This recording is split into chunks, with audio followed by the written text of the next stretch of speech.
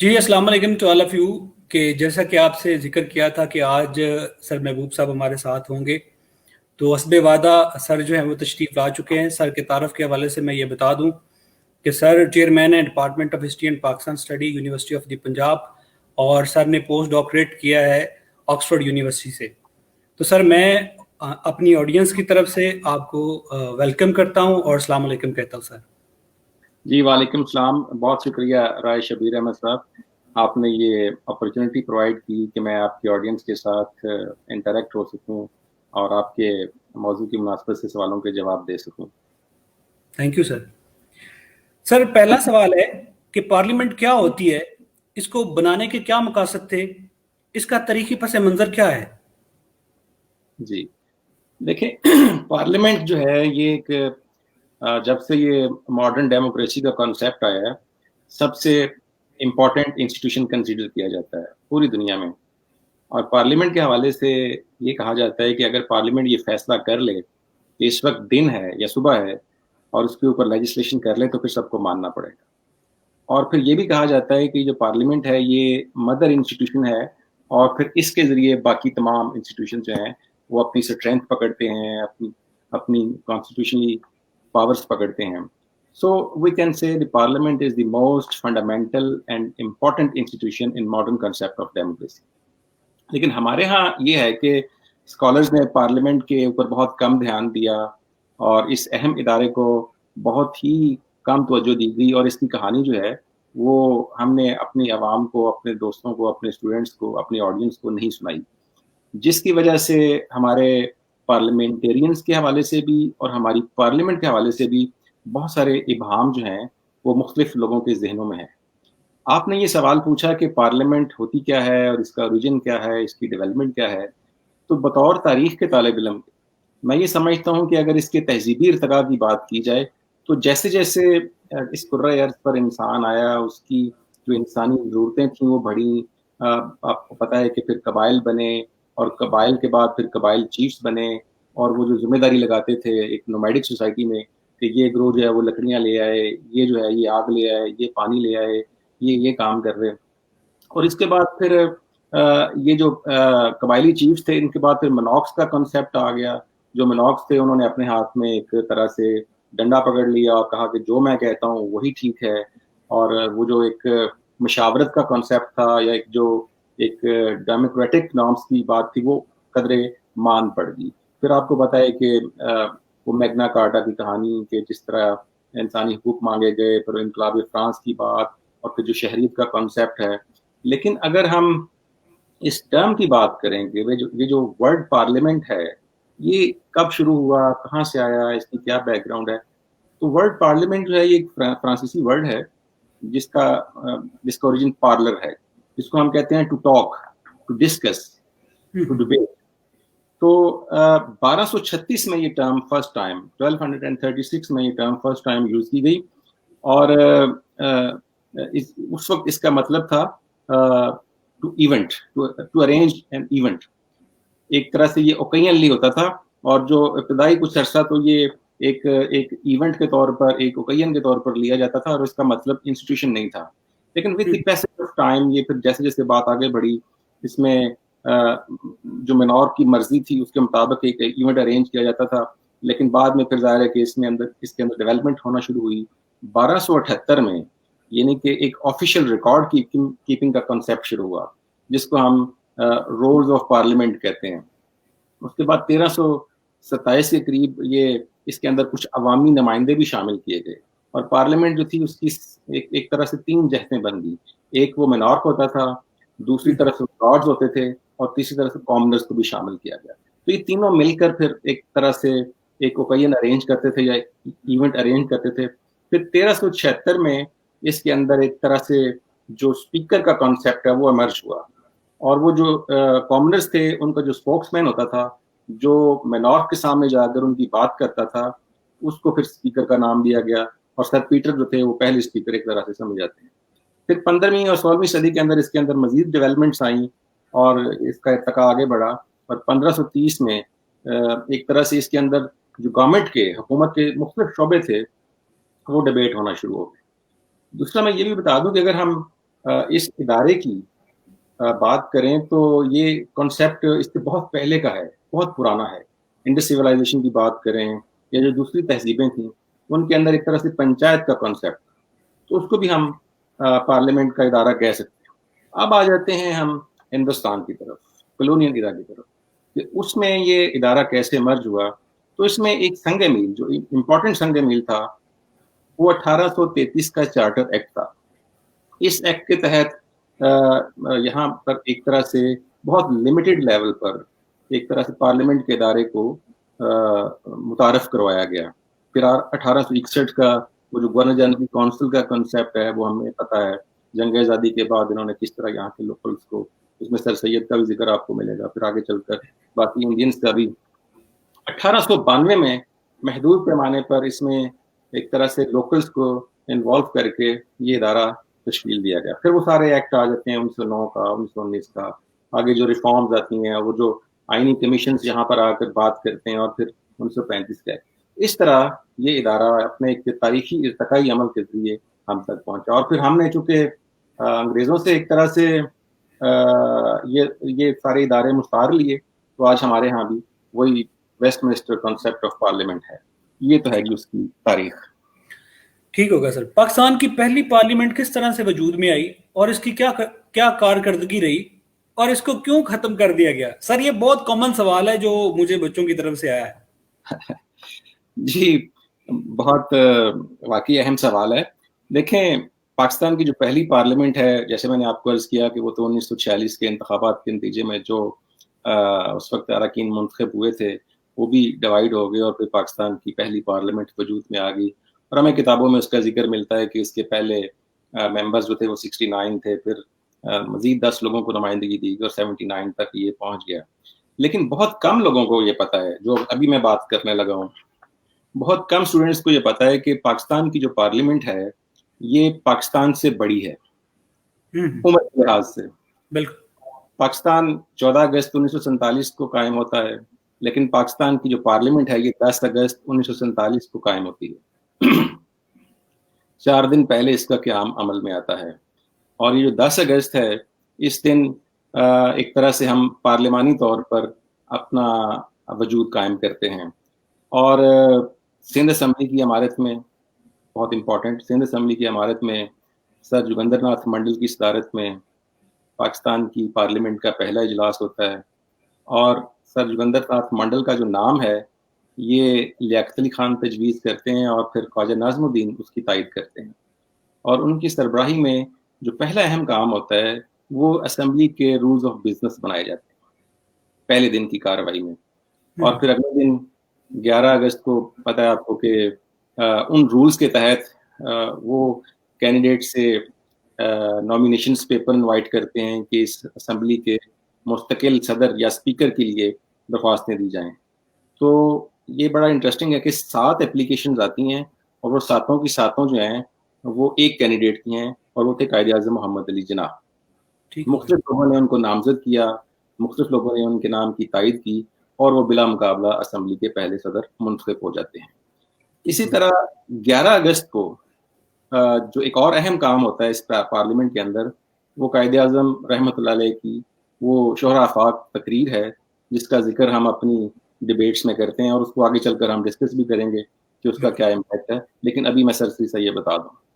پھر اسی دن ایک اور اہم کام ہوتا ہے کہ پاکستان کا جو قومی پرچم ہے وہ فائنل ہوتا ہے.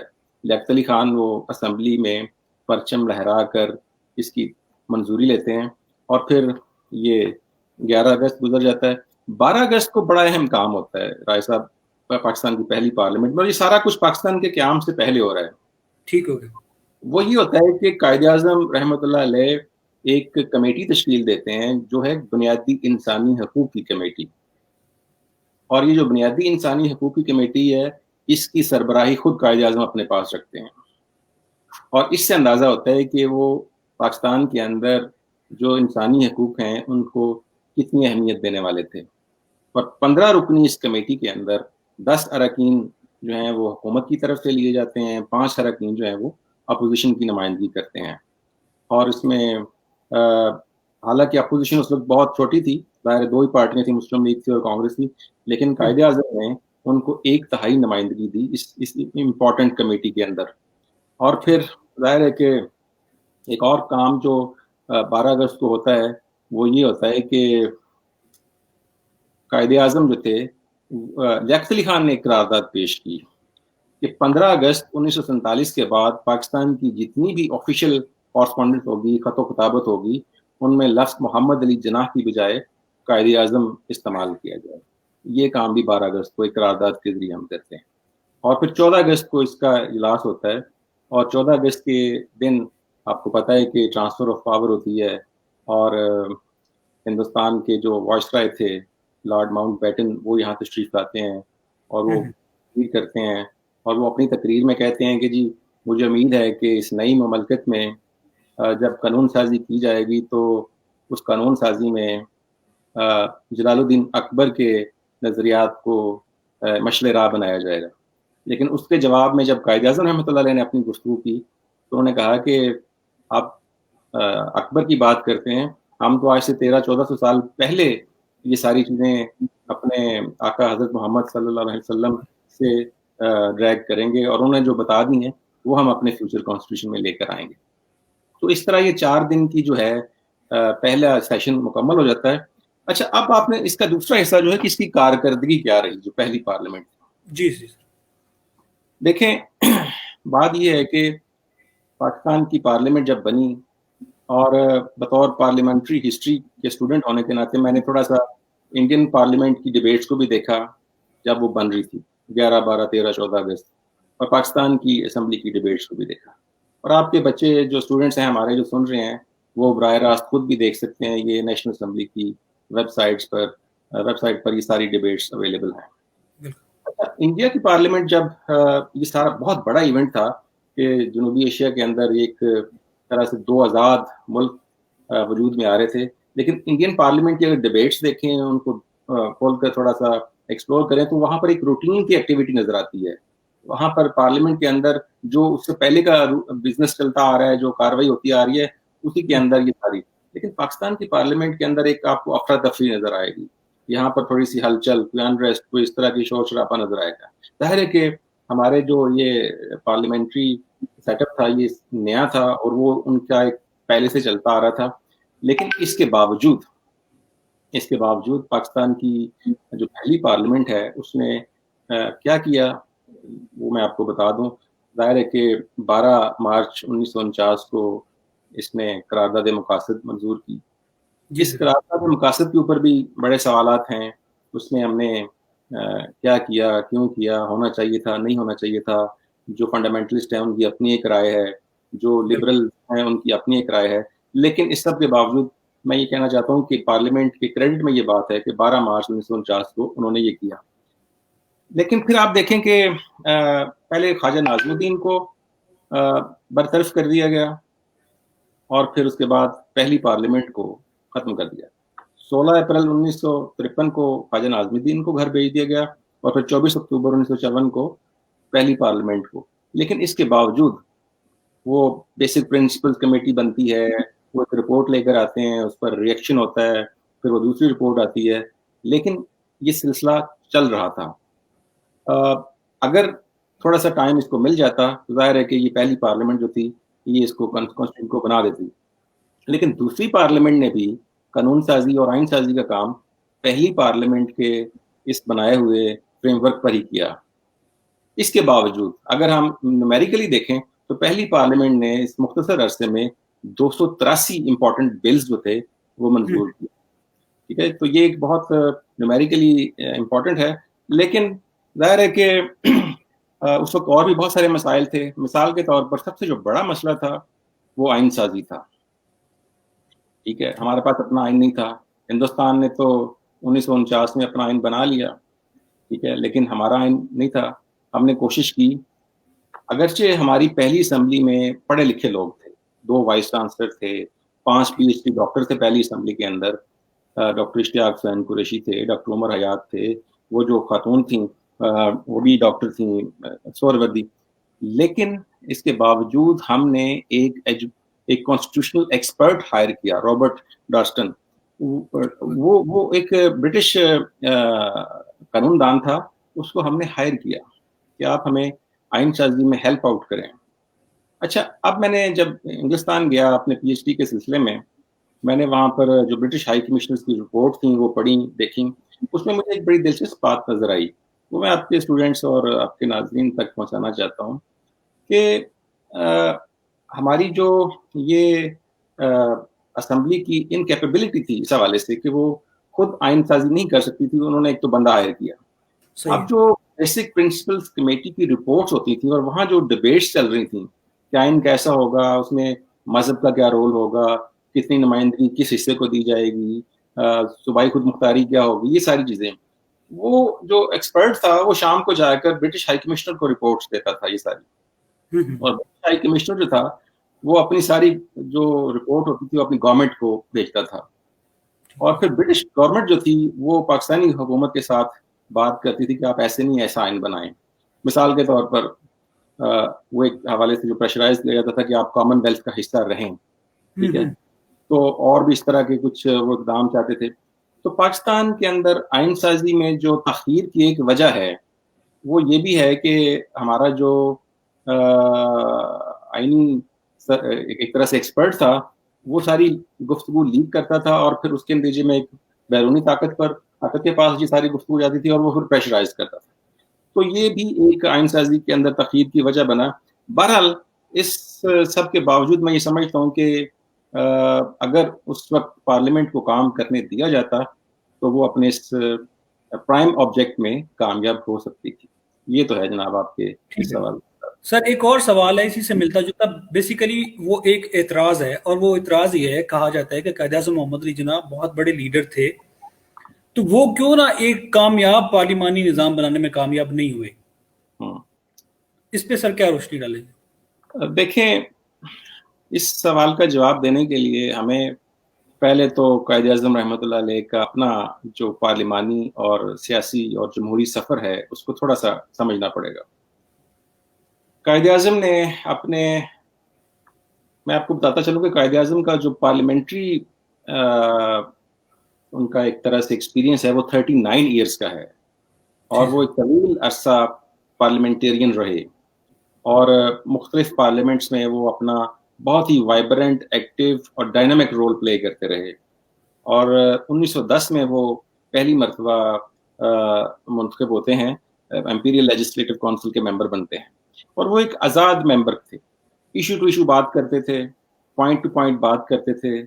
اس کے اندر بعض اوقات اگر وہ سمجھتے تھے کہ مسلمانوں کے حق میں وہ بات بہتر ہے تو وہ مسلمانوں کی بات کرتے تھے, اگر وہ سمجھتے تھے کہ تمام ہندوستانیوں کو اس میں فائدہ ہوگا تو وہ اس حوالے سے بات کرتے تھے. ان کے 2-3 ایز اے پارلیمنٹیرین میں امپورٹنٹ ایگزامپلز آپ کے سامنے رکھتا ہوں. مثال کے طور پر 1910 میں جنوبی افریقہ کے اندر ہندوستانیوں کے ساتھ جو سلوک کیا جاتا تھا, یہ مسئلہ وہ آن دی فلور آف دی ہاؤس لے کر آئے, اور وہاں پر بڑی دھڑلے دار زوردار گفتگو کی اور برٹش گورنمنٹ کو آڑے ہاتھوں لیا. اور یہ بات ہے 1910 کی, بہت ارلی سٹیج کی ان کے کیریئر کی, جب وہ سیاست میں 1906 میں آتے ہیں اور 4 سال بعد وہ ممبر بن جاتے ہیں, اور وہ بڑے طاقت کے ساتھ اپنا آرگومنٹ پیش کرتے ہیں. اور اس وقت جو لارڈ منٹو تھے وہ کہتے ہیں کہ آپ اپنے الفاظ میں نرمی پیدا کریں, آپ نے بہت سخت الفاظ کہیں. بالکل. تو قائد اعظم جو ہیں وہ کہتے ہیں کہ میں اس سے سخت الفاظ کہنا چاہتا ہوں, اور پھر انہوں نے کہے وہ الفاظ, یعنی کہ ان کے بولڈ ہونے کا, ان کے نڈر ہونے کا یہ اظہار. اسی طرح 1911-12 میں 2 سال کی کوشش کے بعد وہ مسلمانوں کے حوالے سے جو وقف اولاد کا بل ہے وہ انہوں نے منظور کرا. وہ یہ ہندوستان کی تاریخ کا پہلا بل ہے جو ایک پرائیویٹ ممبر نے پریزنٹ کیا اور اس کو منظور کروایا گیا. تو یہ ان کے پارلیمنٹری کیریئر کا ایک طرح سے. پھر آپ دیکھیں کہ 1919 میں جب رالٹ ایکٹ آتا ہے تو اس پر وہ بڑی خوبصورت ڈبیٹ کرتے ہیں, اور پھر اس سب کے باوجود جب برٹش گورنمنٹ جو ہے وہ بات نہیں مانتی ہندوستانیوں کی اور اس بل کو منظور کر لیتی ہے, تو قائد اعظم جو ہیں وہ اسمبلی سے باہر آ جاتے ہیں. وہ کہتے ہیں کہ ایسی ربر اسٹیمپ اسمبلی میں بیٹھنے کا کوئی فائدہ نہیں, اور وہ ریزائن کر دیتے ہیں. بالکل. تو یہ ایک طرح سے ان کا ایک طرح پارلیمنٹری کیریئر ہے.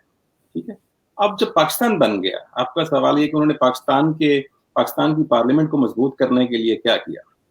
تو دیکھیں مختلف ایکشن سے, مختلف اقدامات سے ہم ریفلیکٹ کرتے ہیں کہ انہوں نے کیا کیا.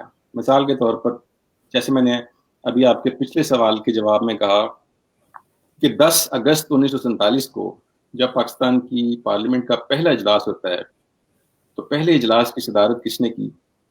ایک نان مسلم نے کی، جوگندر ناتھ منڈل. ٹھیک ہے، یہ ایک انڈیکیشن تھا کہ ہم نے ایک وطن حاصل کر لیا. وطن جب ہمیں مل گیا تو اب یہاں پر مذہب کی بنیاد پر کوئی اقلیت نہیں. ٹھیک ہے، اب سارے ایک طرح سے پاکستانی ہیں. ہم نے سب کو امور مملکت میں کاروبار حکومت میں شامل کرنا ہے. تو 10 اگست کو وہ یہ کرتے ہیں. پھر 11 اگست کو دیکھیں انہوں نے ایک روڈ میپ دیا. آپ نے کہا نا کہ پاکستان کی پارلیمنٹ کو مضبوط کرنے کے لیے انہوں نے کیا.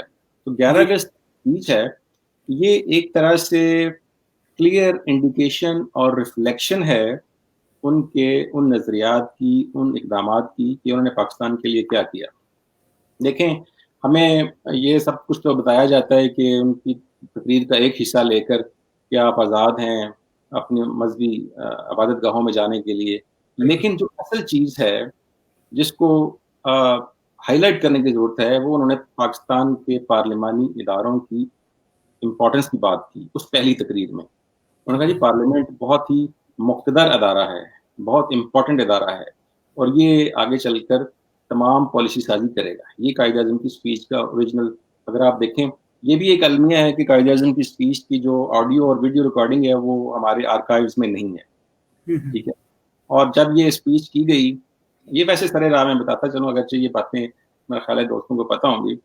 تو جو پریس نوٹ بھیجا گیا اس کے اندر بہت ساری چیزیں ہائیڈ کر دی گئیں یا کہہ لیں کہ سنسر کر دی گئیں. اور اس وقت جو ڈان کے ایڈیٹر تھے الطاف حسین، انہوں نے کہا کہ میں تو اس طرح اس کو نہیں پبلش کروں گا، میں خود قائد اعظم سے بات کروں گا. اور پھر ایک کتاب چھپی اس وقت جس میں اس چیز کا ذکر کیا گیا کہ کس طرح اس کا ٹائٹل ہے پریس ان چینز. تو کس طرح پریس کو یہ ایڈوائس بھیجی کہ یہ حصہ چھاپیں اور یہ حصہ نہ چھاپیں. لیکن بہرحال وہ پھر الطاف حسین کے اصرار پر وہ اسی طرح چلی. ایک کتاب ہے جناح بطور parliamentarian, Jinnah as a parliamentarian, یہ کتاب لکھی تھی ملک جعفر نے اور آئی اے رحمان نے، اور اس میں قائد اعظم کی جو پارلیمنٹری لائف ہے اس کو بڑے اچھے انداز میں ڈسکرائب کیا گیا. لیکن دلچسپ بات میں آپ کو بتاؤں، ایک پارلیمنٹری ہسٹری کے طالب علم کے طور پر، یہ کتاب ضیاء الحق کے دور میں بین کر دی گئی. ہمیں جناح کی پارلیمنٹری ہسٹری پڑھنے سے یا پڑھانے سے کوئی غرض نہیں ہے. ٹھیک ہو گیا، کوئی ضرورت نہیں ہے کہ ہم بتائیں کہ جناح کیسا پاکستان چاہتے تھے، ان کی پارلیمنٹری ہسٹری کیا ہے اور ان کی وہ ساری چیزیں کیا ہیں. بہرحال اچھا، پھر میں آپ کو ان کے وہ سٹیپس بتا رہا ہوں جو پارلیمنٹ کی مضبوطی کے حوالے سے. اچھا، پھر آپ دیکھیں کہ Quaid Azam panel of chairman بناتے ہیں. ٹھیک ہے، 16 رکنی. یہ پینل آف چیئرمین وہ ہے کہ اگر فرض کریں وہ خود اس وقت موجود نہیں ہے اسمبلی کے اجلاس کو پرزائڈ کرنے کے لیے، تو اس کے بعد 1 بائی 1 کون بندہ پرزائڈ کر سکتا ہے. تو اس میں وہ نان مسلمس کو بھی نمائندگی دیتے ہیں اور ان سب لوگوں کو نمائندگی دیتے ہیں جو کہ ایک پولیٹیکل ڈیموکریٹک سیٹ اپ میں ہونا چاہیے. تو یہ وہ اقدامات ہیں جن کی وجہ سے ہم یہ سمجھتے ہیں کہ قائد اعظم نے پارلیمانی روایات کو آگے بڑھانے کے لیے اپنا ایک بھرپور رول ادا کیا. ہمیں گراؤنڈ ریالٹیز کو بھی دیکھنا ہوگا. اس وقت ان کی جو صحت کی حالت تھی وہ بھی دیکھنی ہوگی. اس وقت جو پاکستان کے دوسرے مسائل تھے، مہاجرین کی آبادکاری کا ایشو تھا یا دوسرے ایڈمنسٹریٹو ایشوز تھے، وہ بھی سامنے رکھنے ہوں گے. ان سب کے باوجود قائد اعظم نے جس حد تک وہ پارلیمانی روایات کو فلفل کر سکتے تھے، آگے بڑھا سکتے تھے، وہ انہوں نے بڑھائیں. ٹھیک ہو گیا سر. ایک اور سوال ہے، اور وہ سوال یہ ہے بیسیکلی کہ ایوب خان نے ماشاء اللہ کیوں لگایا، اس کے پیچھے اصل محرکات کیا تھے؟ تو اس کے لیے سر جی ایک کانسپریسی تھیوری بھی ہے ساتھ، وہ بھی میں بتا دوں تاکہ آپ اس کو مفصل بیان کر دیں. کہا جاتا ہے کہ ایوب خان کو پاکستان میں اس لیے لایا گیا تھا کہ چائنیز اور رشین جو ایک کمیونزم تھا اس کو روکنے کے لیے جو ایک صورتحال کی جا رہی تھی، اس کے لیے جو ہے وہ ایوب خان کو لایا گیا. جی سر. دیکھیں جو تاریخ ہے نا وہ تو وہ ہوتی ہے جو ہو چکی ہوتی ہے. کانسپریسیز جو ہوتی ہیں وہ تاریخ نہیں ہوتی. پہلی بات تو یہ. جو کچھ ہوا وہ تاریخ ہے, جو کچھ نہیں ہوا وہ تاریخ نہیں ہے. اچھا, اب یہ کہ اس وقت ان کے ماشاء اللہ کے محرکات کیا تھے, بطور تاریخ کے طالب علم ہم اس دور کے جو مختلف ایونٹس تھے, انسیڈنٹس ہوئے, ان کو دیکھتے ہیں تو ہمیں یہ سمجھ آ جاتی ہے. دیکھیں, مسلم لیگ پاکستان کی خالق جماعت تھی.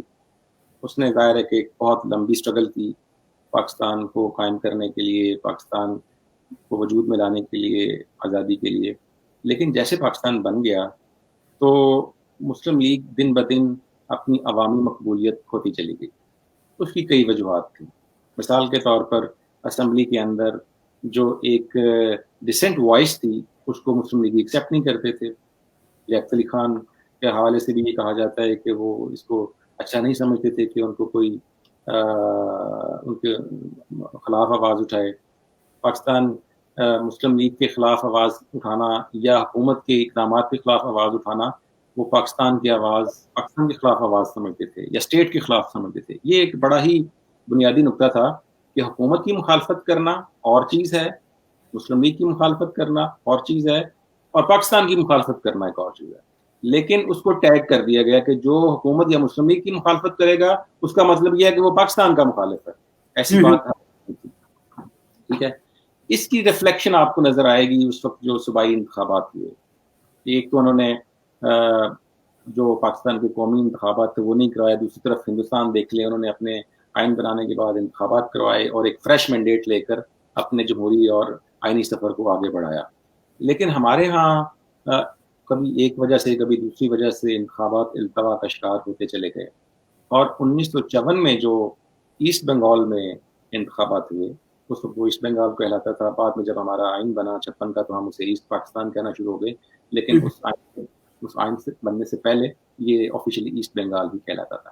تو ایسٹ بنگال کے اندر مسلم لیگ کو جو شکست ہوئی وہ سب کے سامنے ہے. وہاں پر یونائٹڈ فرنٹ نے 300 سیٹیں جیتیں اور مسلم لیگ کے حصے میں صرف 9 سیٹیں آئیں.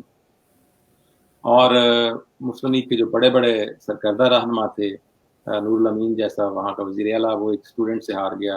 اور پھر دیکھیں, ہم نے جو ان کی ڈیمانڈس تھیں, جو جینون ڈیمانڈس تھیں, اس کو ہم نے اس وقت نہیں مانا جب اس کو ماننے کی ضرورت تھی. مثال کے طور پر زبان کا مسئلہ تھا. وہ کہتے رہے کہ اردو کے ساتھ بنگالی کو بھی ہماری زبان قومی زبان قرار دیا جائے, لیکن ہم نے اس کو ایکسیپٹ نہیں کیا. تو یہ جو وہ کہتے ہیں نا کہ لمحوں کی خطا تھی صدیوں نے سزا پائی, یہ وہی بات تھی کہ اس کا خمیازہ بہت بعد میں ہمیں بھگتنا پڑا اور اس کا بہت بڑا نقصان ہوا. تو یہ ایسے اقدامات تھے جن کی وجہ سے اس وقت کے حالات ایسے بنا دیے گئے. مثال کے طور پر ایسٹ پاکستان میں اگر وہ جیت گئے ہیں یونائٹڈ فرنٹ والے, تو ان کی جو منسٹریز کو ان کو چلنے نہیں دیا گیا. یہاں پر جو وفاقی حکومت تھی وہ مداخلت کر رہی تھی ان کے معاملات میں.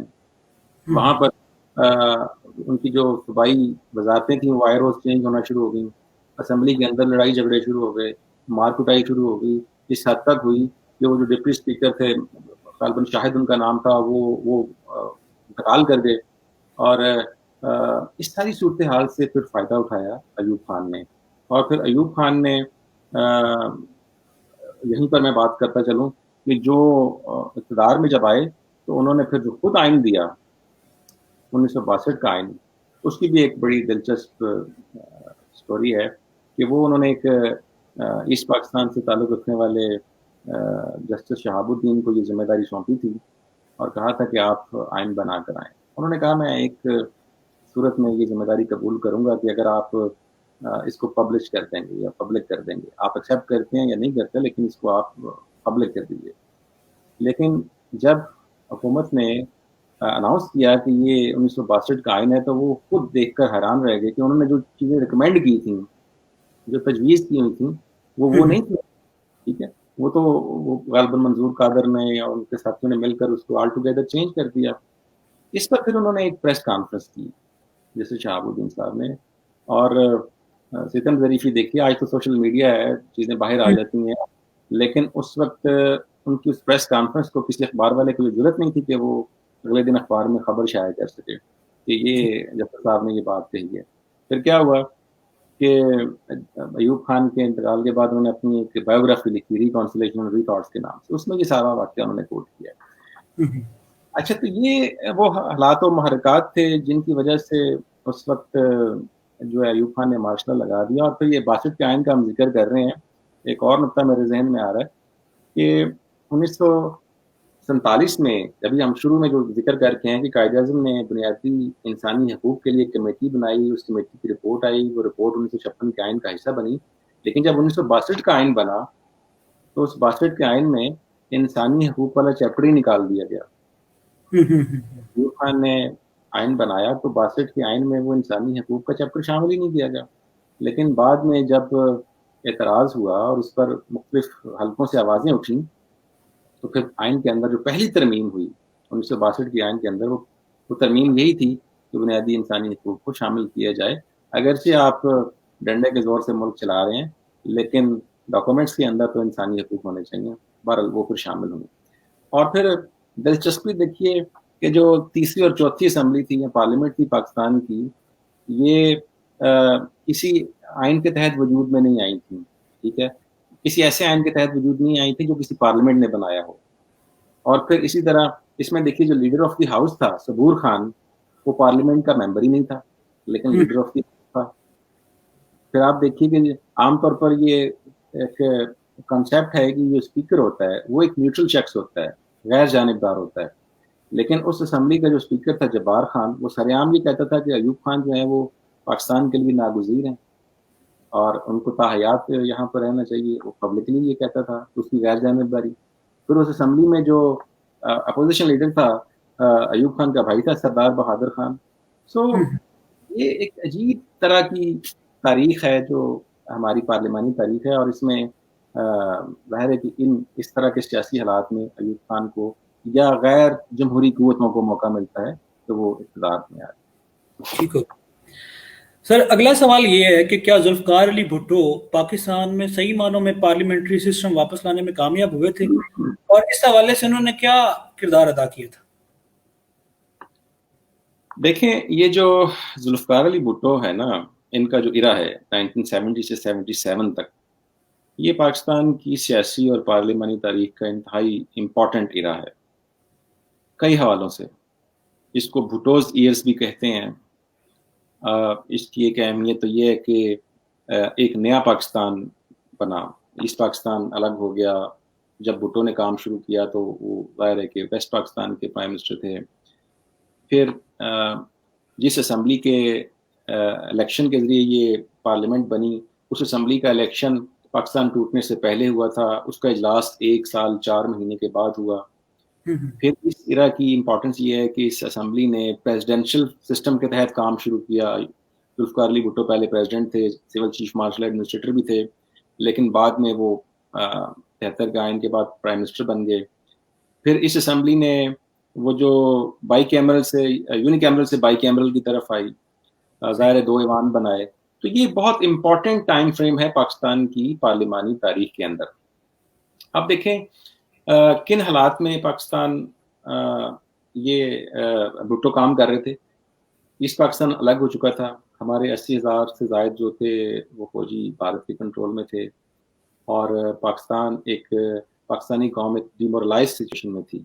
اس میں ان کو مختلف سمتوں میں کام کرنا تھا, ملک کا آئین بھی بنانا تھا, قوم کو ڈیمورلائزیشن سے بھی نکالنا تھا, ہندوستان سے اپنے فوجی بھی چھڑانے تھے, اور پھر ایک نئے سرے سے قوم کی تشکیل بھی کرنی تھی. تو اب یہ جو پارلیمنٹ ہے یہ 1 پرسن 1 ووٹ کی حیثیت سے الیکٹ ہو کر آئی تھی, اور پاکستان کی تاریخ میں 23 سال بعد پہلے عام انتخابات ہوئے تھے. اگرچہ پہلے صوبائی انتخابات ہوتے رہے لیکن وہ بھی لمیٹڈ, ان کے ووٹرز کی کوالیفیکیشن اور تھی, لیکن یہ پہلا موقع تھا کہ ایک عام انتخابات میں ایک عام آدمی کے ووٹ سے یہ لوگ منتخب ہو کر آئے. اب بھٹو نے پارلیمانی نظام کو واپس لانے میں کس حد تک کامیابی حاصل کی, اس کو سمجھنے کے لیے میں اس سوال کا جواب 2 حصوں میں ڈیوائڈ کروں گا. ایک تو یہ ہے کہ آپ 1970 سے لے کر 1973 تک دیکھیں, یہ ایک فیز ہے بھٹو کی پارلیمنٹری ہسٹری کے حوالے سے. اس میں پارلیمنٹ اتنی ساورن تھی, اتنی پاورفل تھی, اتنی انڈیپینڈنٹ تھی اور اتنی اٹونومس تھی کہ اس نے جیسا چاہا آئین بنا دیا, اور اس میں انہوں نے دوسرے اداروں کے لیے بھی فکس کر دی، ان کی رسپانسبلٹیز، ان کے کانسٹیٹیوشنلی رائٹس، ان کے رسپانسبلٹیز، ان کے اختیارات، سب کچھ ڈٹرمن کر دیا. فوج یہ کرے گی، بیوروکریسی یہ کرے گی، عدالتیں یہ کریں گی، پارلیمنٹ یہ کرے گی، پریزیڈنٹ یہ کرے گا، پرائم منسٹر یہ کرے گا. ظاہر یہ پارلیمنٹ کا کام تھا اور پارلیمنٹ نے یہ بڑے خوبصورت انداز سے کیا. اور پھر یہ دیکھیں ایک بڑی میچورٹی تھی اس وقت. مثال دیتا ہوں میں آپ کو. صوبائی حکومت تھی ادھر مینگل صاحب کی، عطا اللہ مینگل کی بلوچستان میں، لیکن بھٹو صاحب نے اس کو برطرف کر دیا. اس کے ساتھ اظہار ہمدردی کے لیے NWFP میں مفتی محمود صاحب کی حکومت تھی، انہوں نے ریزائن کر دیا. ٹھیک ہے، لیکن یہ دونوں یہ واقعات ہیں فروری 1973 کے اور مارچ 1973 کے، اور اس وقت آئین سازی کا عمل پورے زور شور سے جاری ہے. یہ جو سیاستدان ہیں جن کا میں نے ذکر کیا، یہ کوئی روٹ کر بیٹھ نہیں گئے کہ اب ہم نے ساتھ جنگ کرنی ہے. ان کو اپنی قومی ذمہ داریوں کا احساس تھا، اور انہوں نے ان کے ساتھ مل کر، پوری طرح مل کر آئین بنایا، اور 10 اپریل 1973 کو پاکستان کا پہلا آئین بن گیا. یہ پارلیمنٹ کا بہت بڑا کارنامہ ہے. ٹھیک ہے، اور یہ اس پارلیمنٹ کی میچورٹی بھی شو کرتا ہے، اور ان سیاستدانوں کی میچورٹی بھی شو کرتا ہے کہ ہمارے سیاسی اختلافات اپنی جگہ پر، سیاسی کنٹروورسیز اپنی جگہ پر، لیکن جو ہمارا پرائم آبجیکٹ ہے کانسٹیٹیوشن فارمیشن، کانسٹیٹیوشن میکنگ، اس کو ہم نے اولیت دینی ہے. اور اپوزیشن ہے، حکومت ہے، کتنا وگرسلی یہ لوگ بیٹھتے تھے، اور کئی کئی گھنٹے بیٹھ کر یہ جو ایک ایک شک کے اوپر بحث کرتے تھے. وہ میں نے کتاب پڑھی ہے، بایوگرافی اس کی، شیخ رشید احمد کی، جو بابا سوشلزم تھے، وزیر صحت بھی رہے بھٹو دور میں. وہ کہتے ہیں کہ میں اپنی اسمبلی میں چیف وہپ تھا. وہپ کیا ہوتا یہ ہوتا ہے کہ اسمبلی کے اندر، ان کے نارمس کے اندر، کہ اس نے کورم کو انٹیکٹ رکھنا ہوتا ہے. ٹھیک ہے، تو کہتے تھے کہ میں دروازے کے آخری ادھر بیٹھ جاتا تھا، آخری چیئر پر جا کر، کہ کوئی ممبر اٹھ کر جاتا تھا تو میں اس کو کہتا تھا کہ بیٹھو واپس جا کر. جس طرح ہم لوگ بعض اوقات کلاس میں CR کو کہتے ہیں کہ ابھی کسی کو نکلنے نہیں دینا، بیٹھ جاؤ، کلاس یا سیمینار یا وہ ٹاک ختم ہوگی تو پھر یہ لوگ باہر جائیں. تو اسی طرح اس وقت یہ اسمبلی کے اندر کئی کئی دن بحث کر کے انہوں نے یہ آئین بنایا. تو اس طرح میں یہ سمجھتا ہوں کہ ول آف پاور تھی، ایسٹ پاکستان کی ٹریجڈی ان کے سامنے تھی. ٹھیک ہے، ان کے پاس اسمبلی کے اندر ایک بہت ہی ٹیلنٹڈ قسم، 21% اس اسمبلی میں لا گریجویٹس تھے. ٹھیک ہے، جو یہ آئین سازی کے مرحلے کو آسان بنا رہے تھے. پھر بڑے بڑے نام تھے، اور ان سب نے مل کر یہ ایک آئین بنا دیا. یہ تو ہے اس کا پہلا فیز. اب میں بات کرتا ہوں 73 سے 77 تک کا فیز. اس فیز کے اندر پارلیمنٹ نے اپنے بنائے ہوئے قانون اور آئین کو امپلیمنٹ کروانا تھا، ظاہر ہے، اور امپلیمنٹ کروانا تھا تھرو ایگزیکٹو گورنمنٹ کے ذریعے. لیکن یہاں پر تھوڑا سا بیلنس آف پاور آؤٹ ہونا شروع ہو جاتا ہے. بھٹو صاحب نے اب اسمبلی کو استعمال کرتے ہوئے اختیارات خود لینے شروع کر دیے. مثال کے طور پر اس وقت اسٹیٹ آف ایمرجنسی نافذ تھی ملک کے اندر. وہ اس وقت سے نافذ تھی جب سے یحییٰ خان نے نافذ کی ہوئی تھی اس پاکستان کی. وہ پاک بھارت جنگ چل رہی تھی اور ابھی تک چلتی آ رہی تھی. اب یہ اسمبلی کا اختیار تھا کہ وہ اس کو ایکسٹینڈ کرتی تھی. ہر 6 مہینے بعد اس کو اسمبلی میں یہ ایشو آتا تھا اور اس کو وہ ایکسٹینشن ملتی تھی، ابھی ایمرجنسی جاری رہنی چاہیے. لیکن انہوں نے اسمبلی سے یہ منظور کروا لیا کہ اب یہ چیف ایگزیکٹو کو اختیار دے دیتے ہیں کہ وہ جب چاہے ایمرجنسی کو ایکسٹینڈ کر دے، جب چاہے اس کو ختم کر دے. تو یہ ظاہر ہے کہ ایک ادارے کی پاورز انہوں نے اپنے پاس لے لی. اسی طرح اسمبلی کے فورم کو استعمال کرتے ہوئے انہوں نے کچھ عدالتی اختیارات بھی لیے. تو کرتے کرتے 7 ترامیم کی انہوں نے. تو جو دوسرا فیز ہے 73 سے 77 والا، اس فیز کے اندر جو ایگزیکیوشن آف کانسٹیٹیوشن کا مرحلہ تھا، جو کہ ایگزیکٹو کے تھرو ہونا تھا، اس میں پھر بیلنس آف پاور آؤٹ ہوتا ہے، اور پھر ظاہر ہے کہ دوسری قوتوں کو موقع ملتا ہے کہ وہ آ کر اپنا یہاں پر اختیار اور اقتدار سنبھال لیں. تو یہ ہے جی پارلیمنٹ. اوکے جی سر، ضیاء الحق کے مارشل لاء نے پارلیمنٹ کو کیا نقصان پہنچایا، اور کیا موجودہ بگاڑ کا یہی شخص ذمہ دار ہے؟ دیکھیں یہ بہت ہی ایک امپورٹنٹ اور کنٹروورشل قسم کا کویشچن ہے، لیکن ظاہر ہے کہ ہم تاریخ کے طالب علم ہیں، اور تاریخ میں جو کچھ ہوا ہمیں اپنے اسٹوڈنٹس کو، اپنے آڈینس کو یہ بتانا چاہیے. دیکھیں 77 میں ضیاء الحق نے اقتدار سنبھال لیا.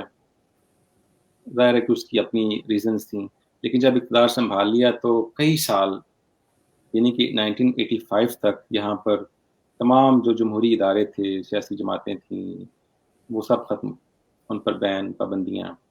85 میں جب یہ مطالبہ بہت زور پکڑ گیا تو پھر انہوں نے انتخابات کروائے, اور ظاہر ہے کہ اس کے پیچھے سیاسی جماعتوں کی اسٹرگل تھی, ایم آر ڈی کی اسٹرگل تھی. بینظیر بھٹو اس وقت 1984 میں واپس آئیں, بہت بڑا یہاں پر جلوس تھا اور ان کو لوگوں نے ویلکم کیا, اور پھر یہاں پر ایک طرح سے پولیٹیکل موبلائزیشن کا پروسیس دوبارہ سے شروع ہوا. 85 میں جو نان پارٹیز بیسز الیکشن ہوتے ہیں وہ ماشاء اللہ کے اندر, ماشاء اللہ ختم نہیں ہوا ابھی, یہ بھی ایک عجیب امتزاج تھا کہ الیکشن بھی ہو رہے ہیں اور پھر ملک میں ماشاء اللہ بھی لگا ہوا ہے. اور محمد خان جنیجو ایک بہت ہی معتدل قسم کے نرم خو اور بہت جینٹلمین قسم کے پرائم منسٹر نامزد ہوتے ہیں. لیکن دیکھیں, جمہوریت کے اور سیاسی جماعتوں کے اور سیاستدانوں کے اپنے ڈائنامکس ہوتے ہیں, ان کی اپنی ایک طرح سے پولیٹیکل اپروچ ہوتی ہے. وہ ضیاء الحق کے ملتے ہیں اور کہتے ہیں کہ جناب صدر آپ یہ یونیفارم کب اتار رہے ہیں, ٹھیک ہے. تو یہ سوال بڑا ان ایکسپیکٹڈ تھا اور بڑا ہی غیر متوقع تھا ایک با روب اور بہت طاقتور ملٹری چیف کے لیے کہ ایک ان کا ہینڈ پک چوز جو پرائم منسٹر ہے وہ ان سے یہ سوال پوچھ رہا ہے. تو انہوں نے پیر پگاڑا صاحب سے شکایت کی کہ آپ نے کیسا مرید دیا ہے کہ جو میری وردی اتروانا چاہتا ہے. بہرحال یہ مطالبہ زور پکڑتا گیا اور کہ جی آپ الیکشن ہو گئے ہیں, اب مارشل لا اٹھائیں ملک سے. تو جو اس وقت اسمبلی کے اندر نان پارٹیز الیکشن کی بنیاد پر آنے والے سیاستدان تھے, انہوں نے بھی ایک اپوزیشن شروع کر دی اور انہوں نے کہا جی کہ یہ تو پاسبل ہے. انہوں نے ایک تحریک استحقاق پیش کی اسمبلی میں, ٹھیک ہے, پریولیج موشن. انہوں نے کہا جی کہ مارشل لا کے ساتھ نہیں چل سکتا یہ. اور اس وقت جو اپوزیشن لیڈر تھے حاجی سیف اللہ, انہوں نے کہا کہ یہ آپ مارشل لا اٹھائیں. اس وقت کے اسپیکر تھے, انہوں نے بھی رولنگ دی اور انہوں نے کہا کہ ٹھیک ہے اس پر بحث کر لیتے ہیں. سید فخر امام تھے اس وقت اسپیکر, اور پھر کہا گیا کہ یہ ٹھیک ہے مارشل لا اٹھنا چاہیے. اب جب مارشل لا اٹھنے کا سوال آیا تو پھر ضیاء الحق نے مارشل لا اٹھانے کا تاوان طلب کیا, اور جو تاوان تھا نا وہ 8ویں ترمیم کی شکل میں تھا. انہوں نے کہا جی کہ میں مارشل لا تب اٹھاؤں گا جب آپ یہ ترمیم جو ہے ایکسیپٹ کرے گی اسمبلی. اچھا, اب وہ ظاہر ہے کہ ترمیم بہت ہی ایک طرح سے یو ٹرن تھا. 73 کے آئین کو بالکل آل ٹوگیدر انہوں نے چینج کر دیا تھا اور اس میں پرائم منسٹر سے پاورز لے کر پریزیڈنٹ کو دے دی تھی, اور پریزیڈنٹ کے ہاتھ میں یہ گنڈاسا پکڑا دیا تھا کہ وہ جب چاہے اسمبلی کو توڑ دے اور جب چاہے پرائم منسٹر کو اور اسمبلی کو گھر بھیج دے. لیکن کیا تھا کہ مجبوری تھی, اسمبلی میں یہ بل آیا, چند دن وہاں پر بحث ہوئی اور پھر اسی طرح سینٹ میں گیا اور منظور ہو گیا. لیکن اس بل کو کسی بھی اسٹینڈنگ کمیٹی میں نہیں بھیجا گیا, کہیں پر اس پر ویگرس ڈبیٹ نہیں ہوئی کہ یہ ہونا چاہیے کہ نہیں ہونا چاہیے. بہرحال وہ اب ایک بعد میں ایک بڑا دلچسپ انکشاف ہوا, یہ آپ کو بتاتا چلوں کہ یہ جو اس وقت کے اپوزیشن لیڈر تھے حاجی سیف اللہ, انہوں نے یہ انکشاف کیا کہ اس 8ویں ترمیم کو منظور کرنے سے پہلے تمام اراکین اسمبلی کے اکاؤنٹ میں 1,10,000 روپیہ بھیج دیا گیا. ٹھیک ہے, ایک طرح سے یہ سیاسی رشوت تھی. اسی طرح اس 8ویں ترمیم میں جو قرارداد مقاصد تھی جس کو ہم وہ 1949 میں منظور کر کے آئے تھے, اس کو اس کا آپریشنل پارٹ بنا دیا گیا. اور لیکن یہاں پر ایک دلچسپ دیکھیں کہ 8ویں ترمیم میں اس کو بنا تو دیا گیا, لیکن اقلیتوں کے حقوق کے حوالے سے وہ جو ایک بات تھی کہ وہ فری ہوں گے اپنے مذہب کی ترویج اور تبلیغ کے لیے, وہ فری کا ورڈ نکال دیا گیا. اس کو اس اوریجنل آبجیکٹو ریزولوشن کے ٹیکسٹ کو چینج کر دیا گیا اس ترمیم کرتے وقت. لیکن دائرہ پھر بعد میں 18ویں ترمیم کے ذریعے اس کو ریسٹور کیا گیا. اسی طرح پارلیمنٹ کا نام تبدیل کر دیا گیا, اس کو مجلس شورا کیا گیا. سب سے امپورٹنٹ جو اس کی خامی تھی وہ میں نے پہلے بھی آپ کو بتائی کہ 58(2) بھی پکڑا دی گئی. اس کو بعد میں پھر 13ویں ترمیم کے ذریعے بدلا گیا, لیکن مشرف دور میں پھر اس کو شامل کیا گیا. بعد میں 18ویں ترمیم میں پھر اس کو ٹھیک کیا گیا. وزیر اعظم کو نامزد کرنے اختیار صدر کو دے دیا گیا. غیر منتخب لوگوں کو ایڈوائزر لگانے کی جو ریت تھی وہ ڈال دی گئی کہ وہ ایسے شخص کو, آج بھی دیکھیں آج ہماری پارلیمنٹ میں کتنے لوگ ہیں جو پارلیمنٹ کہہ رہا ہوں کیبنٹ میں جو نان الیکٹڈ ہیں, جن کے اوپر آج بھی اپوزیشن اعتراض کرتی ہے کہ وہ تو منتخب لوگ نہیں ہیں اور آپ نے انہیں گورنمنٹ میں بٹھایا ہوا ہے. تو یہ جو بدعت تھی یہ ضیاء الحق نے شروع کی. آپ نے کہا نا کہ موجودہ بگاڑ کا، تو یہ بگاڑ کی شکلیں ہیں کہ آپ منتخب اراکین کی بجائے نامزد.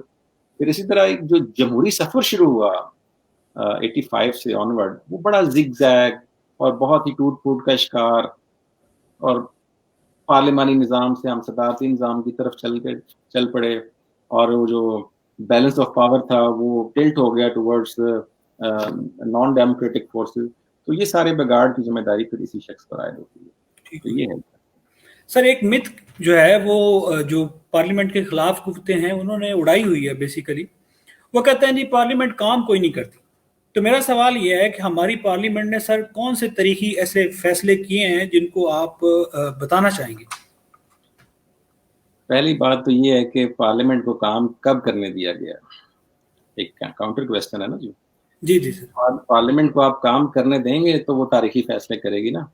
ٹھیک ہے، اگر آپ پہلے دن سے شروع کر لیں، جو 11 اگست 1947 کو قائد اعظم نے تقریر کی تھی اور اس میں پارلیمنٹ کو ایک مقتدر ادارہ قرار دیا تھا.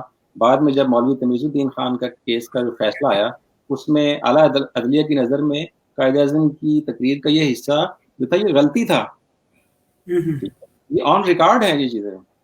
آپ دیکھیں کہ 1958 سے لے کر 1962 تک ملک میں کوئی پارلیمنٹ نہیں ہے، کوئی منتخب ادارہ نہیں ہے. 1977 سے لے کر 1985 تک یہاں پر کوئی ادارہ نہیں ہے منتخب. 1999 سے لے کر 2002 تک کوئی نہیں ہے. 1969 سے 1972 تک بھی کوئی نہیں. تو پاکستان کی اس مختصر سی 72 سال کی تاریخ میں تو 20-22 سال تو پارلیمنٹ تھی نہیں، وجود میں نہیں تھی. ٹھیک ہے، اب آتے ہیں کہ پارلیمنٹ نے کیا کیا، کون سے بڑے تاریخی فیصلے. میں آپ کو بتاتا ہوں. دیکھیں 1973 کا آئین بن جانا ایک بہت بڑا فیصلہ تھا، اقدام تھا جو پارلیمنٹ نے کیا.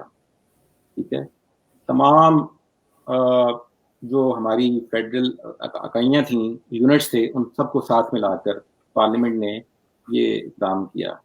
اور آپ دیکھیے کہ جب یہ 1973 کا آئین منظور ہوا 10 اپریل 1973 کو، تو اس کی منظوری کے بعد باقاعدہ اپوزیشن اور حکومت کے اراکین نے ایک جلوس نکالا مل کر، اس کو سیلیبریٹ کیا کہ ہم نے ایک ایسی ڈاکومنٹ بنا لی ہے کہ جو ہماری کنسنسس کے ساتھ بنی.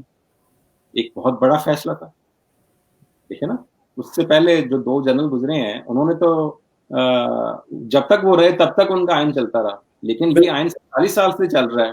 آج 47 سال ہو گئے اس آئین کو چلتے ہوئے. تو یہ ایک بہت بڑا فیصلہ تھا نا کہ اتنا یونانیمسلی انہوں نے یہ کیا. پھر آپ دیکھیں کہ بات کر دینی چاہیے 1974 میں پارلیمنٹ نے جب سیکنڈ امینڈمنٹ کے ذریعے قادیانی کو نان مسلم ڈکلیئر کیا. یہ بھی ایک بڑے اچھے انداز میں پارلیمنٹ کے اندر ڈیبیٹ کر کے کانسٹیٹیوشنلی ان کو ایک سٹیٹس دے دیا. اس سے پہلے ملک میں لڑائی جھگڑے ہوتے تھے، قتل و غارت ہوتی تھی، خون خرابہ ہوتا تھا، کرفیو لگتا تھا، مارشل لا لگتے تھے، یہاں تک کہ بہت سارے علماء کو پھانسیوں کی سزا بھی سنائی گئی. وہ الگ بات ہے کہ ان پر عمل درآمد ہوا کہ نہیں ہوا. بہرحال وہ ساری سچویشن تھی. جب انہوں نے یہ سیکنڈ امینڈمنٹ کے ذریعے ان کو ڈکلیئر کیا تو کئی لوگوں نے کہا کہ یہ تو پارلیمنٹ نے اجتہاد کیا ہے، یہ ایک ایسا فورم ہے جہاں پر تمام متنازع، کنٹروورشل، ڈیفیکلٹ ایشوز کو بڑے ایمیکیبلی ریزالو کیا جا سکتا ہے. تو یہ ایک بہت بڑا فیصلہ تھا. اسی طرح میں یہ سمجھتا ہوں کہ 18ویں ترمیم جو ہے، جس کا آج کل بھی بہت شور ہے، یہ ایک بہت بڑا فیصلہ تھا جو اس پارلیمنٹ نے کیا. اور اس کے بارے میں ابھی تھوڑا سا بتاتا چلوں کہ یہ اپریل 2010 میں یہ 18ویں ترمیم ہوئی اور آج اس کو 8 سال ہو گئے ہیں. ٹھیک ہے، اور کہا یہ جاتا ہے کہ یہ گفتگو کے ذریعے ایک طرح سے قانون سازی کا انقلاب ہے. ٹھیک ہے، آج اس کے ناقدین جن کو پتہ نہیں ہے اس کے اوپر وہ بات کرتے ہیں، لیکن یہ قانونی انقلاب تھا جو پارلیمنٹ لے کر آئی. اب کیا تھا اس کی تھوڑی سی میں اپنے ناظرین کو، سامعین کو بتاتا چلوں. اس کے لیے اس کی بنیاد وہ اسی چارٹر آف ڈیموکریسی میں رکھی گئی تھی جو 2006 میں 2 بڑی سیاسی جماعتوں نے کیا تھا، نون لیگ نے اور پیپلز پارٹی نے.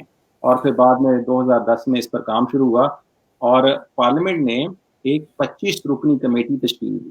یہ سملیرٹی دیکھیں رائے صاحب، 1973 کا جب آئین بنا اس وقت بھٹو صاحب نے جو کمیٹی بنائی تھی آئین بنانے کے لیے وہ بھی 25 رکنی تھی، اور یہ 2010 میں 18ویں ترمیم کے لیے جو کمیٹی بنی یہ بھی 25 رکنی تھی، اور اس کمیٹی میں 14 سیاسی جماعتیں شامل تھیں اور آزاد اراکین بھی شامل تھے، جنہوں نے مل کر، یہ بڑی انٹرسٹنگ بات ہے، جی سر، اگر آپ اس کمیٹی کی کمپوزیشن دیکھیں، پارلیمنٹ کے اندر اگر کسی پارٹی کے پاس ایک نشست ہے اس کو بھی اس کمیٹی کا حصہ بنایا گیا تاکہ سب کو آن بورڈ لیا جائے، سب کی رائے کو شامل کیا جائے، اور پھر یہ کمیٹی بنی، اور اس کمیٹی نے 982 تجاویز جو ہیں وہ عوام سے بھی جو انوائٹ کی، تو 982 لوگوں نے تجاویز دیں۔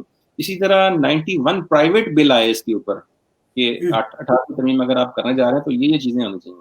385 گھنٹے اس کے اوپر کام ہوا، اگر آپ اس کو ان ٹرم آف آورس، کیونکہ پارلیمنٹری بزنس کو گھنٹوں میں بھی ماپا جاتا ہے، دیکھا جاتا ہے، 385 گھنٹے اس کے اوپر کام ہوا، اور وہ تمام خرافات جن کا بھی ہم ذکر کر کے آئے ہیں 8ویں ترمیم کے ذریعے ہوا تھا، وہ جتنی انکروچمنٹ تھیں، جتنی پولوشن تھی، جتنی وہ ساری آئین کی شکلیں بگڑی ہوئی تھیں، وہ اس 18ویں ترمیم کے ذریعے انہوں نے اس کو ریکٹیفائی کیا۔ اور ایک اور مزے کی بات بتاؤں، جب یہ 18ویں ترمیم ہوئی 2010 میں، تو اسمبلی میں موجود کسی بھی سیاسی جماعت کے پاس سادہ اکثریت بھی نہیں تھی۔ یہ بڑی اہم بات ہے، وداؤٹ سمپل میجورٹی، 2/3 میجورٹی کے ساتھ اس کو منظور کیا۔ یہ ہوتی ہے سیاستدانوں کی اور پارلیمنٹ کی ول، کہ اگر آپ کام کرنا چاہتے ہیں، اگر آپ یہ سمجھتے ہیں کہ یہ ملک کے لیے، قوم کے لیے بہتر ہے، تو پھر اس طرح کام ہوتا ہے۔ اور اس کے ذریعے 102 جو شکیں تھیں آئین کی وہ تبدیل ہوئیں۔ اور انٹرسٹنگلی اپنے ہسٹری کے اسٹوڈنٹس کو بتاتا چلوں، ہم وہ پڑھتے تھے جب ایف اے کر رہے تھے، بی اے کر رہے تھے، ایم اے کر رہے تھے، قائد اعظم کے 14 نکات، آپ کو یاد ہوگا۔ جی سر، قائد اعظم کے 14 نکات میں جو اگر کسی سے پوچھا جائے کہ اگر کچھ نقطے یاد ہیں تو بتائیں، تو میرا خیال ہے کہ وہ ایک نقطہ تو کبھی نہیں بھولے ہوں گے کہ سندھ کو بمبئی سے الگ کر دیا جائے۔ ٹھیک ہے، اسی طرح ایک اور نقطہ تھا، اگر تھوڑی سی اور اس نے محنت کی ہے، کہ سندھ آئندہ آئین وفاقی طرز کا ہوگا، جی سر، صوبوں کو باقی ماندہ اختیارات صوبوں کو دیے جائیں۔ یہ ٹھیک ہے، اس طرح کی باتیں تھیں۔ یہ 18ویں ترمیم وہی سب کچھ ہے۔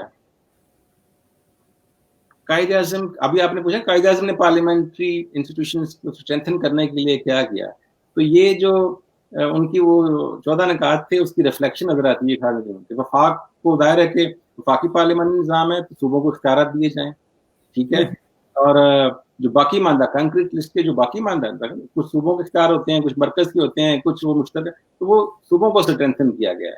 تو اس طرح یہ کہنا کہ جی ہماری پارلیمنٹ نے کیا کیا، اس کو میں کنکلوڈ کرتا ہوں اس سوال کو، کہ ہماری پارلیمنٹ نے جتنا اس کو کام کرنے دیا گیا ہے، جی سر، بہت سارا عرصہ تو ظاہر ہے کہ ڈائریکٹلی اس کو ختم کر دے گا، اور بہت سارا عرصہ جو ہے وہ انڈائریکٹلی اس کے اوپر پابندیاں تھیں، لیکن اس کے باوجود 73 کا آئین دیا، اس کے باوجود اس کے اندر کنسنسس کے ساتھ ترامیم کی، اس کے باوجود انہوں نے 18ویں ترمیم دی، اور پھر ظاہر ہے کہ یہ وہ ساری چیزیں ہیں جو اس کی اسٹرینتھ اور ساورینٹی کو ریفلیکٹ کرتی ہیں۔ یہ بڑے فیصلے تھے جو اس پارلیمنٹ نے کیے۔ ٹھیک ہو گیا سر۔ اگلا سوال یہ ہے کہ پاکستان میں بار بار مارشل لا کیوں لگ جاتا ہے؟ کیا فوج کو پارلیمنٹ کے اوپر اعتبار نہیں ہے؟ اور اس سے ملتا جلتا ایک اور سوال ہے، ساتھ میں ایڈ کر دیتا ہوں سر، کہ یہ اداروں کا ٹکراؤ کیا ہے اور یہ کس طرح سے پارلیمنٹ کی سوورینٹی کے اوپر جو ہے وہ اثر انداز ہوتا ہے؟ اچھا جی، دیکھیں ایک کتاب ہے صاحبزادہ فاروق علی خان کی۔ صاحبزادہ فاروق علی خان پاکستان کی جو پہلی الیکٹڈ پارلیمنٹ تھی، یہ بھٹو صاحب والی، اس کے اسپیکر تھے۔ مجموعی طور پر وہ 9ویں اسپیکر تھے، لیکن اس اسمبلی میں جو 73 کے آئین کے تحت بنی تھی پہلے اسپیکر تھے۔ انہوں نے کتاب لکھی ہے جمہوریت صبر طلب۔ ٹھیک ہو گیا۔ اور اس کتاب کے ٹائٹل میں وہ لکھتے ہیں کہ یہ جو پارلیمنٹ کی موجودہ بلڈنگ ہے، اس کا افتتاح انہوں نے اس وقت بھٹو صاحب سے کروایا تھا، اور اگر ان کو یہ پتا ہوتا کہ بعد میں اس پارلیمنٹ کے ساتھ کیا کچھ ہونا ہے تو شاید وہ یہ غلطی نہ کرتے۔ یہ انہوں نے کتاب کے ٹائٹل پر لکھا ہے۔ دیکھیں اداروں کے ٹکراؤ کی آپ نے بات کی، ہم نے 73 سال کے اس مختصر عرصے میں بے شمار تجربات کیے۔ کبھی ہم انڈائریکٹ پارلیمنٹ کو لے کر آئے، کبھی ہم نے ایسی پارلیمنٹ لے کر آئے جو جو کسی آئین کے تحت ہی وجود میں نہیں آئی تھی. کبھی ہم نے 80,000 لوگوں کو یہ اختیار دیا کہ آپ اپنی پارلیمنٹ منتخب کریں. کبھی ہم نے کہا جی کہ 1% 1 ووٹ کے ذریعے کریں. کبھی ہم نے کہا جی سیاسی جماعتوں کو پارلیمنٹ میں منتخب ہو کر آنے کا حق نہیں ہے, وہ نان پارٹی بیسس پر آئیں. اسی طرح ڈفرینٹ تجربات کرتے رہے, جس کی وجہ سے یہاں پر سیاسی کلچر سیاسی جماعتوں میں نہ آ سکا. اور ظاہر ہے کہ جب سیاسی جماعتوں میں سیاسی کلچر نہ آیا تو پھر عوام کے اندر بھی وہ ٹرانسفر نہ ہو سکا. اور یہ جو سیاسی جماعتیں ہوتی ہیں, جو پولیٹیکل پارٹیز ہوتی ہیں, یہ کسی بھی ڈیموکریٹک سیٹ اپ کے لیے ریڑھ کی ہڈی کی حیثیت رکھتی ہیں. ٹھیک ہے, there is no concept of political democratic set ups اور norms in the absence of political parties. تو ہمارے ہاں اب دیکھیں ہم نے ایک اسٹنٹڈ قسم کی, ایک جیسے کہتے ہیں نا کہ وہ اسٹنٹ مین ہوتا ہے, وہ موت کنویں میں وہ موٹر سائیکل چلاتا ہے, کبھی وہ ادھر کرتب کرتا وہ دکھا جاتا ہے, کبھی ادھر. ہم نے اپنی جمہوری اداروں کو, اپنی پارلیمنٹ کو اس طرح کا ایک اسٹنٹڈ سا سسٹم دیا ہے. ٹھیک ہے, جمہوریت کی جو خامیاں ہیں ظاہر ہے وہ مزید جمہوریت سے دور ہو سکتی ہیں. صحیح ہے, اس کا یہ حل نہیں ہے کہ آپ جمہوریت کو یا ان اداروں کو, جمہوری اداروں کو ہی ختم کر دیں. اگر دیکھیں ہمارے ہاں آپ نے سوال پوچھا کہ یہ بار بار مارشل لا کیوں ہو جاتا ہے, اس میں بیلنس آف پاور آؤٹ ہو جاتا ہے. بعض اوقات ہمارے چیف ایگزیکٹو اتنے اختیارات لے لیتے ہیں, ہماری جو ایگزیکٹو ہے وہ اتنی پاورفل ہو جاتی ہے کہ پارلیمنٹ کا ادارہ جو ہے وہ اوور شیڈو ہو جاتا ہے. اسی طرح ہمارے ایک ادارہ دوسرے ادارے کے کاندھے پر رکھ کر بندوقیں چلاتا ہے. تو جب ہم اس کا حل بھی جب ہم اس آئینی حدود کے اندر رہ کر تمام ادارے, جوڈیشری ہے, ایگزیکٹو ہے, پارلیمنٹ ہے, ملٹری ہے یا کوئی اور ادارہ ہے, وہ سارے اپنی اس آئین میں دی حدود کے اندر رہ کر کام کریں تو کبھی کسی کو موقع نہیں ملے گا. دیکھیں ہمارے جو مسائل ہیں نا, جو ایشوز ہیں, کنٹروورسیز ہیں اداروں کے درمیان, آپ نے اداروں کے ٹکراؤ کی بات کی, وہ ہمارے مختلف ادارے ایسے بنے ہوئے ہیں, آئین ہمیں اس کا راستہ پرووائڈ کرتا ہے کہ ہم اپنے ان ایشوز کو حل کر سکتے ہیں. مثال کے طور پر کاؤنسل آف کامن انٹرسٹ ہے, CCI جسے کہتے ہیں, NFC کا ادارہ ہے نیشنل فائنانس کمیشن, اسی طرح NCC نیشنل اکنامک کونسل کا ادارہ ہے, اسی طرح سپریم کورٹ ہمارے پاس ہے, اسی طرح پارلیمنٹ کا جوائنٹ سیشن ہے. تو یہ وہ ادارے ہیں جن کی موجودگی میں ہم اپنی کنٹروورسیز کو, اپنے ایشوز کو, اپنی پرابلمس کو ریزالو کر سکتے ہیں. تو اداروں کا ٹکراؤ نہیں ہوگا. تو میں یہ سمجھتا ہوں کہ اگر تمام ادارے اپنی ڈومین کے اندر, اپنی آئینی حدود کے اندر رہ کر کام کریں تو ظاہر ہے کہ پھر یہ مسائل پیدا نہیں ہوں گے. ٹھیک ہو گیا سر. میرا آخری سوال ہے, اس کے بعد ہم کمنٹس لیں گے. کمنٹس میں جو سوالات آئے ہیں ان کے ہم جواب دیں گے. اور یہ آخری سوال بڑا انٹرسٹنگ ہے موجودہ صورتحال کے تناظر میں. کیا موجودہ سیاسی جماعتیں ایک خود مختار پارلیمنٹ بنانے میں کامیاب ہو جائیں گی؟ یہ PDM کے تناظر میں سر سوال ہے تھوڑا سا. دیکھیں جس طرح میں نے آپ سے پہلے ذکر کیا کہ اگر ہم اپنی سیاسی اور جمہوری تاریخ کو دیکھیں تو ہماری جو میچور پولیٹیکل پارٹیز ہیں انہوں نے ماضی سے کافی کچھ سیکھا ہے. اس کی ایگزامپلز ہمارے سامنے ہیں اور اس کی ریفلیکشن بھی ہمیں نظر آتی ہے. جس طرح میں نے آپ سے پہلے عرض کیا کہ 18ویں ترمیم کے ذریعے سیاستدانوں نے مل کر, چھوٹی بڑی تمام سیاسی جماعتوں نے مل کر ایک آئین کو اصل شکل میں بحال کرنے کی کوشش کی. دیکھیں پاکستان جو ہے وہ فیڈرلزم پر قائم ہے. ٹھیک ہے, یہ ایک آرگنائزنگ پرنسپل ہوتا ہے کہ کسی بھی فیڈرل ریاست کو چلانے کے لیے. دیکھیں اگر آپ بات کریں جہاں پر یہ فیڈرلزم بڑے عرصے سے چل رہا ہے, جہاں پر جمہوری نارمز بڑے اسٹرانگ ہیں, امریکہ کی مثال دیکھ لیں. امریکہ نے جب یہ سلسلہ شروع کیا تھا تو شروع میں 13 ریاستوں نے اس فیڈرلزم کو اڈاپٹ کیا تھا. بعد میں اب 50 کی 50. اب کچھ ریاستوں کے اپنے جھنڈے بھی ہیں, اپنے ترانے بھی ہیں, لیکن وہ بڑے اچھے انداز میں چل رہی ہیں. جرمنی کی مثال آپ کے سامنے ہے, وہاں پر بھی کچھ ریاستوں کے اپنے جھنڈے ہیں, ترانے ہیں, لیکن وہ بڑے اچھے انداز سے مل کر کمنگ ٹوگیدر ٹھیک ہے چل رہی ہیں. یہ جو پارلیمنٹ ہے یہ اجتہاد کا ادارہ ہے. یہاں پر ہر مسئلے کا حل ہے. 1973 کا آئین ہمارے سامنے ہے, 18ویں ترمیم ہمارے سامنے ہے, اور ان سب کو کیا ہے سیاستدان. پاکستان خود ایک جمہوری عمل کے ذریعے منتخب ہو کر آیا تھا. یہ کسی عسکری کمپین کا نتیجہ نہیں تھا. ٹھیک ہے, پاکستان ایک ڈیموکریٹک سیٹ اپ کے ذریعے آیا تھا نا, ووٹ کے ذریعے آیا تھا, ایک جمہوری عمل کا نتیجہ تھا. یہاں پر اگر سیاستدانوں کو کام کرنے دیا جائے, سیاسی جماعتوں کو کام کرنے دیا جائے تو یہاں کی جو مٹی ہے وہ بڑی زرخیز ہے. بالکل. آپ دیکھیں کہ پاکستان جب بنا ایک جماعت تھی, مسلم لیگ, اور ایک اپوزیشن پارٹی تھی کانگریس. لیکن 1973 تک پہنچتے 70 تک پہنچتے جب 1970 کے انتخابات ہوئے تو 25 سیاسی جماعتوں نے حصہ لیا. ٹھیک ہے, یہ اس چیز کی غمازی ہے کہ ہماری جو عوام ہے وہ سیاسی سیٹ اپ کو, سیاسی جماعتوں کو پسند کرتے ہیں. ٹھیک ہے, اور وہ چاہتے ہیں کہ یہاں پر یہ ان کی رائے کو اہمیت دی جائے, ان کی آواز کو سنا جائے.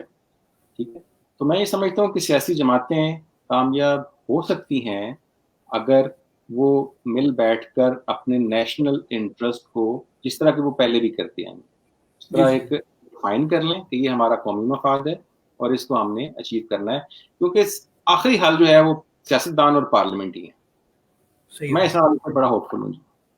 چلے سر یہ کمنٹ ہے, یہ آپ کی اسکرین پر آ گیا ہوگا کہ سوال بیسیکلی یہ ہے کہ اگر پہلا جو پارلیمنٹ کا سیشن ہے اس کو نان مسلم جو ہے وہ چیئر کر سکتا ہے تو پرائم منسٹر اور پریزیڈنٹ نان مسلم کیوں نہیں ہو سکتا؟ دیکھیں, یہ سوال بہت ہی ڈبیٹ کا حصہ رہا ہے سوشل میڈیا کے اوپر. ہم نے اپنے آئین کو طے کر لیا نا جی. ہماری جو ایک طرح سے عوام کی ول ہوتی ہے وہ اسمبلی ہوتی ہے, اور اسمبلی کے لوگوں نے مل بیٹھ کر ایک آئین تشکیل دے دیا ہے. ٹھیک ہے, اور اس میں یہ طے کر لیا ہے کہ اگرچہ ہماری آئین کی جو پہلی شک ہے وہ کیا ہے کہ ہم یہاں پر فیڈرل ہوں گے, لیکن جو اگلا اس کا حصہ ہے کہ ہم اسلامک ریپبلک بھی ہوں گے, اسی پہلی شک کے اندر یہ بات لکھی ہوئی ہے. ہمارا سافٹ ویئر فیڈرل ہوگا, لیکن اس سافٹ ویئر کو امپلیمنٹ کرنے کے لیے جو ہمارے پاس ہے وہ ہمارا جو سسٹم ہے وہ اسلامک ریپبلک ہے. ظاہر ہے کہ اسلامک ریپبلک کے اندر پھر انہوں نے آئینی طور پر یہ طے کیا ہے کہ ہمارا جو ہیڈ آف دی اسٹیٹ ہے اور جو ہیڈ آف دی گورنمنٹ ہے یہ مسلمان ہونے چاہیے. اس لیے ہم اس کو اس طرح لے کر چلتے ہیں. ٹھیک ہو گیا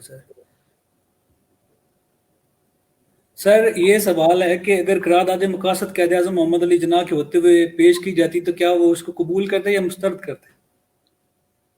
میرا خیال ہے کہ اگر ہم قائد اعظم کی پچھلی ہسٹری دیکھیں, ان کی لائف ہسٹری دیکھیں, تو وہ بہت پروگریسو اور لبرل اور ڈیموکریٹک نارمس کو لے کر چلنے والے تھے. اور میں یہ سمجھتا ہوں کہ یہ تو ایسا نہیں ہے کہ اگر وہ زندہ ہوتے تو کیا ہوتا. میں نے پہلے عرض کیا کہ ہسٹری تو وہ ہوتی ہے جو ہوا, لیکن ایک کیا سر ہے کہ اگر وہ زندہ ہوتے تو شاید اس طرح کی قرارداد پیش کرنے کی نوبت نہ آتی, کیونکہ اس قرارداد کے اندر جب اس کو ڈیبیٹ کیا گیا تو جو نان مسلم اراکین تھے وہ اس کے اندر معمولی امینڈمنٹ چاہتے تھے. ٹھیک ہے, وہ بھی الاؤ نہیں کی گئی تھی. تو ایک طرح سے ان کو کرٹیل کیا گیا, ان کی آواز کو دبایا گیا, اور جس کا خمیازہ پھر بعد میں مسلم لیگ نے بھگتا. تو میں سمجھتا تھا کہ اگر قائد اعظم زندہ ہوتے تو شاید اس سے بہتر سیٹ اپ ہوتا. سر یہ ایک اور سوال ہے, اور یہ سوال یہ ہے کہ بلوچستان کو بیسیکلی کیوں نگلیکٹ کیا گیا بھٹو صاحب کے دور کے حوالے سے, یہ سوال ہے سر.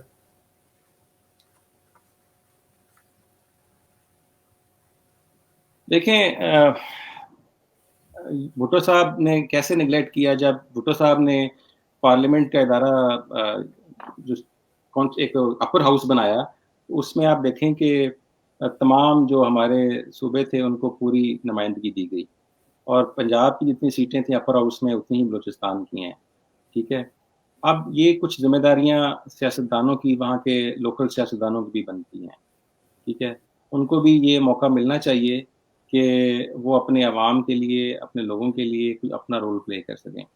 ظاہر ہے کہ اگر وہاں کے جو نیٹوز ہیں, لوکلز ہیں, وہ اپنی آواز کو پوری طرح سے نہیں اٹھائیں گے, میں سیاستدانوں کی بات کر رہا ہوں, عوام کی بات نہیں, تو یہ ایک سوال کاؤنٹر کویسچن یہ بھی ہے کہ وہاں کے جو لوگ اسمبلیوں میں آتے رہے انہوں نے کیا کیا اپنے ملک کے لیے, اپنے صوبے کے لیے. ٹھیک ہے, یہ ایک ہے کہ اگر جب وہ بچہ خود, چلیں اس کو چھوڑیں, وہ پھر کنٹروورشل یہ بات, لیکن یہ ہے کہ وہاں کے لوگوں کو بھی تھوڑا سا, سیاستدانوں کو بھی سوچنا چاہیے تھا اس حوالے سے. نہیں سر, میں اس کو تھوڑا آسان کر دیتا ہوں آپ کو بیان کرنے کے حوالے سے. اس کے اوپر کنٹروورسی یہ کہا جاتا ہے کہ وہ جو لوگ چوز کیے جاتے تھے بلوچستان سے وہ پرو اسٹیبلشمنٹ لوگ ہوتے تھے, اور وہ true representative of the Baluchis نہیں ہوتے تھے. اب یہ تو سر بہت سیدھی سیدھی بات میں نے آپ کو کر دی. جی, اس میں تو کوئی شک نہیں ہے نا, یہ تو آپ نے خود ہی اس کا جواب دے دیا کہ ظاہر ہے کہ یہ صرف بلوچستان کے حوالے سے نہیں بلکہ باقی صوبوں کے حوالے سے بھی ہے.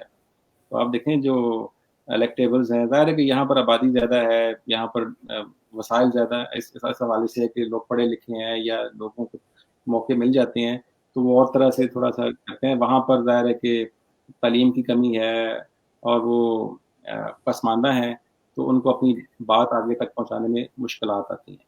تو یہ بات آپ کی ٹھیک ہے, اس میں جو آپ نے جواب دیا. اوکے سر, یہ سر آخری سوال ہے پروگرام کا, اور یہ آپ کے اسٹوڈنٹ عرفان صاحب نے کیا ہے, اور وہی اردو زبان والا مسئلہ جو ہے وہ پوچھنا چاہ رہے ہیں کہ قائد اعظم نے اردو زبان کو جو ہے وہ قومی زبان ڈکلیئر کر کے غلطی کی تھی یا ٹھیک تھا؟ دیکھیں, میں نے پہلے جیسے عرض کیا ہے کہ ہمیں جب تحریک پاکستان چلا رہے تھے, ظاہر ہے کہ اس وقت اردو زبان ایک بہت بڑا کمپوننٹ تھا ہماری اس تحریک کا. اور اگر آپ کو تھوڑا پیچھے چلے جائیں تو سر سید احمد خان نے جب یہ کہا تھا کہ اردو اور ہندی کا تنازع 1867 بنارس سے یہ شروع ہوا اور وہ ساری, تو اردو زبان کا تحریک پاکستان میں بہت بنیادی رول تھا. لیکن جب پاکستان بن گیا تو پاکستان بننے کے بعد ظاہر ہے کہ اردو جو ہے اس کے ساتھ ساتھ بنگالی, اور بنگال کے اندر اردو کو سمجھنے والے صرف 1% تھے. تو میرا یہ خیال ہے کہ اگر اردو کو اس وقت نافذ کر دیا جاتا تو کوئی حرج نہیں تھا. بعد میں ہم نے 1956 کے آئین میں اس کو ریکٹیفائی بھی کر لیا اور اس کو شامل بھی کر لیا, لیکن وہ دیر ہو چکی تھی, تاخیر ہو چکی تھی. بعد میں جب 73 کا آئین بنا تو 73 کے آئین کے اندر یہ کہا گیا کہ اردو زبان اگرچہ ہماری قومی زبان ہے, اس کو دفتری زبان بھی ہونا چاہیے. تو 15 سال کی مدت دی گئی کہ آپ 1985 تک اس کو قومی زبان جو ہے اس کو ساتھ دفتری زبان بھی بنا لیں. لیکن جب 88 میں اسمبلی آئی, وجود میں آئی بینظیر بھٹو کی, مجھے اس کی ڈیبیٹس پڑھنے کا اتفاق ہوا, تو خود ایگزیکٹو یا ٹریری بینچز کے جو لوگ تھے وہ اس کی مخالفت کر رہے تھے, اور وہ کہہ رہے تھے کہ 15 سال تو ہمیں کہا گیا آئین کے اندر, لیکن اس میں 11 سال تو معاشلہ لگ گئے, ضیاء کا معاشلہ تھا, تو اگر وہ 11 سال مائنس کر دیے جائیں تو شاید ہم اگلے 11 سال میں اس کو کر لیں. لیکن ابھی تک ایسا نہیں ہوا. ظاہر ہے کہ اس میں کچھ مفاد پرست لوگوں کا سٹیکس ہیں کہ وہ سمجھتے ہیں کہ اگر اردو کو دفتری زبان بھی قرار دے دیا گیا تو شاید ان کی اتھارٹی اور مناپلی جو ہے وہ چیلنج ہو جائے گی. تو اس وجہ سے یہ ابھی ہے مسئلہ درپیش. لیکن یہ بات ٹھیک ہے کہ اردو زبان جو ہے اس کے ساتھ اگر بنگالی زبان کو بھی اس وقت پہلے دن سے یہ قومی زبان قرار دے دیا جاتا تو شاید, اگرچہ میں پہلے کہہ چکا ہوں کہ شاید جو ہے وہ ہسٹری نہیں ہوتی, لیکن دوبارہ بھی کرنا کہ شاید ہمارے حالات اس طرح کے نہ ہوتے. ٹھیک ہے سر, تھینک یو سو مچ. آپ نے بڑا کمپریہنسولی چیزوں کو بیان کیا, اور میرے کئی سوالات کے جواب آپ نے انڈائریکٹلی دے دیے, اور مجھے بڑی خوشی ہے, اور میں انتہائی مشکور ہوں آپ کا, اور خاص کر میں اور میری آڈینس جو ہے وہ آپ کا شکریہ ادا کرتے ہیں کہ آپ نے اپنے قیمتی وقت میں سے وقت نکال کے جو ہے وہ ہمیں ٹائم دیا. جی, آپ کا بھی بہت شکریہ, اور مجھے بھی بہت مزہ آیا گفتگو کر کے, اور بہت اچھا لگا. اور سر انشاءاللہ ہم فردر بھی آپ کو انشاءاللہ انگیج کرتے رہیں گے, اور انشاءاللہ امید ہے کہ آپ ہمیں انکار نہیں کریں گے. جی انشاءاللہ ضرور. چلے سر, تھینک یو سو مچ سر, اپنا خیال رکھیے گا, دعا میں یاد رکھیے گا. اللہ حافظ سر. اللہ